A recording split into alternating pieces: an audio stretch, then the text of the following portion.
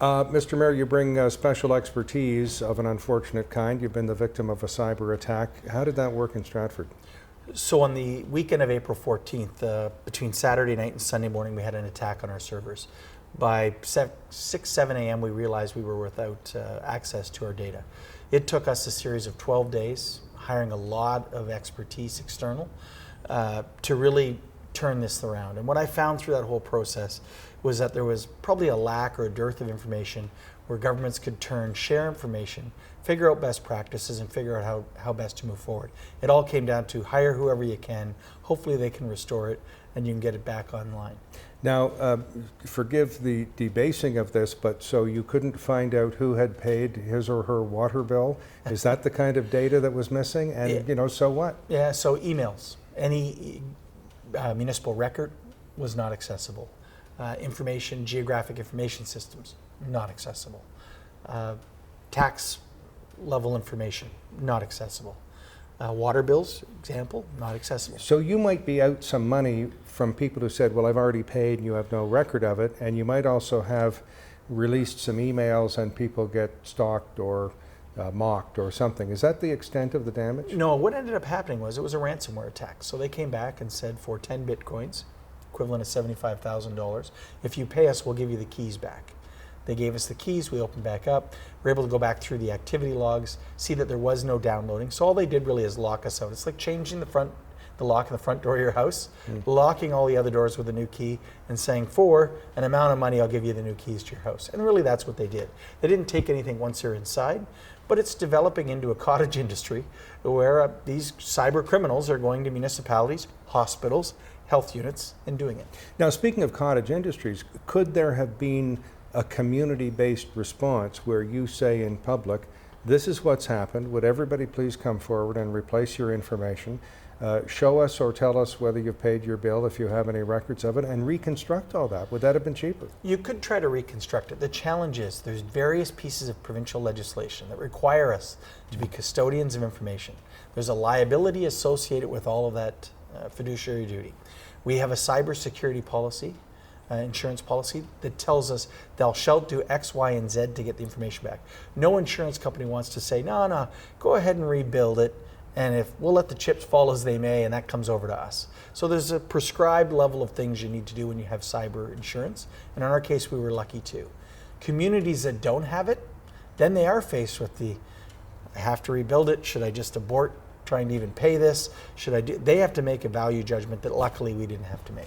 Now, speaking of insurance, if you buy a policy today and you find out there was a payload within your system stored there last month that is activated next month, there's at least some doubt about whether your insurance will cover that. So the insurance companies come in and they do a very, what I would call robust audit of how long since you've done X or Y. They go through a lot of that. It's not one of the things where you call up a broker and get one tomorrow. They came in, we had to answer many questions, and we've been working on insuring ourselves over a period of time. I think the insurance industry is very mature and looking at kind of getting a foundation in place, but I think one of the challenges would be going forward, I think it's going to become tougher and tougher to be able to get that insurance because for that very reason, they're going to limit their exposure on these pre-existing conditions. Are you familiar with remote wipe on remote devices like Yes. the phone that you have? Do you have that in Stratford? Yes. And have you forbidden the use of personal devices for company business? Yeah, so we don't do bring your own device anymore. It's now a personal device and a business device. And that's a cost. Exactly. But it's the right thing to do because our network is different than your home network. Whatever you want to do on your own is your own business. What you do on our network is ours. I take liability associated with it. I take responsibility for the data. And based on that, I can set the rules which you are able to operate under. Hard to police that because when the youngster says, oh, can I see your new BlackBerry or your new phone and try it out, it's kind of hard for the parent to resist, eh? Well, it is, but at the end of the day, too, people need to realize everything's tracked, everything's coded. When you're on a corporate server now, if I really wanted to, we could keep track of every keystroke. We could keep track of every site visit. Don't want to do that, but there's going to come a day that when the risk is afforded to it, and the more phishing emails that come in with unsecure links to them, we'll have to start looking at those. But what's neat about that capability, as intrusive as it is is that if you go on holidays and don't look at your phone for 3 or 4 days, and it ends up being stolen and used at odd hours or in an odd way, that can be tracked, and that's a very good distant early warning system. Absolutely. I go back to when we realized we had a problem. Our remote monitoring system picked up server traffic, which should not occur during certain hours, and immediately started the process to shut down and to secure as best they could. Those types of technologies, those types of early warning systems are becoming very prevalent. Whether it's on your own personal device or on your own home network, I think you're going to start to see it experienced across a broad section of the population. A lot of old-fashioned threats, and not peculiar to cities, but to any organization. The employee habitually working late for no apparent reason, the one with a gambling problem, substance abuse, trouble at home, use during the vacation, which seems odd. Do you monitor that sort of thing?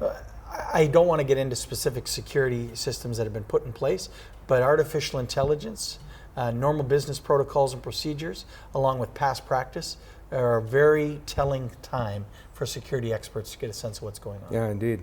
Now, you have an even more pedestrian issue with the Great Stratford Festival there, and only low double digits of Americans owning passports and able to come in and visit it.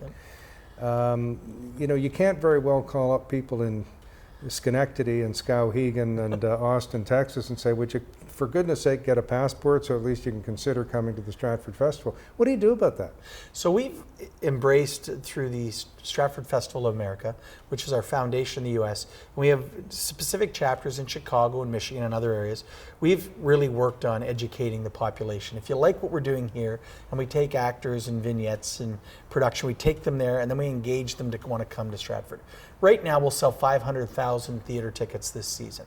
Roughly 20% of them are American visitors. So we are still getting a very good, strong number of American visitors, and we hope to continue to grow that through education and, of course, through trying to work through some of the challenges at the border, whether it's the Western Hemisphere Travel Initiative that required the passports, or engaging people to get the enhanced licenses that the governments on both sides are looking at putting in place for travel. Or just that whatever the price of gasoline or whatever the threat, Americans have a tendency to stay home in troubled times. They do, and I think what's over time has helped us is we are seen as that interesting spot to go spend your time. We're a city of 34,000 people. We have an eclectic park system. We have a beautiful downtown. And we're finding that people, our best marketers, are Americans that go home and talk to their family and friends. Of course. Now, I'm a recidivist to festivals, and I do note in this era of collaboration and cooperation and all those good words, I don't recall any sign in Stratford saying there's some great theater down the road in Toronto's Distillery District or down the road in Niagara-on-the-Lake, and I don't see a sign like that in Toronto or Niagara-on-the-Lake talking about Stratford. Why not? So what we've really worked on is we market within our region.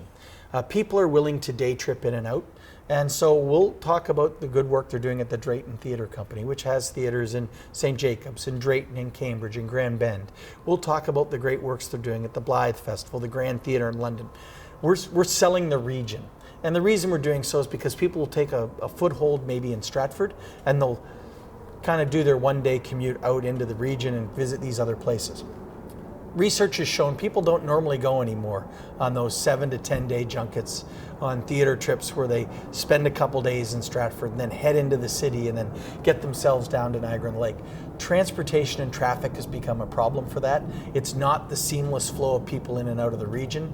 And I think that's one of the things that's hurt us in the long run. That, and people are making decisions much closer to the date they want to go to see things. They're not planning long-term vacations. But isn't it funny, with traffic and the ordeal that travel is now, you'd think people would go for the 7-day trip as opposed to the 1 or 2 day trip because they go, oh my goodness, I can't do this again at the end of the season. Our challenge is we live in a just-in-time economy, whether it's sending gifts to people, whether it's sending auto parts to Michigan, or whether it's making our own travel plans. We're just not the people our parents were, who looked at their 2 weeks vacation. We're always the first 2 weeks in July, and we're going to plan ourselves to get somewhere. People take them now in shorter fits and starts, adding weekends onto days and everything else, and that we're really finding there are a lot of people that might come to Stratford 2 and 3 times in a season, a couple, 3 days here and there. Well, thank you for the chat, and may flights of angels sing thee to thy rest. Thank you.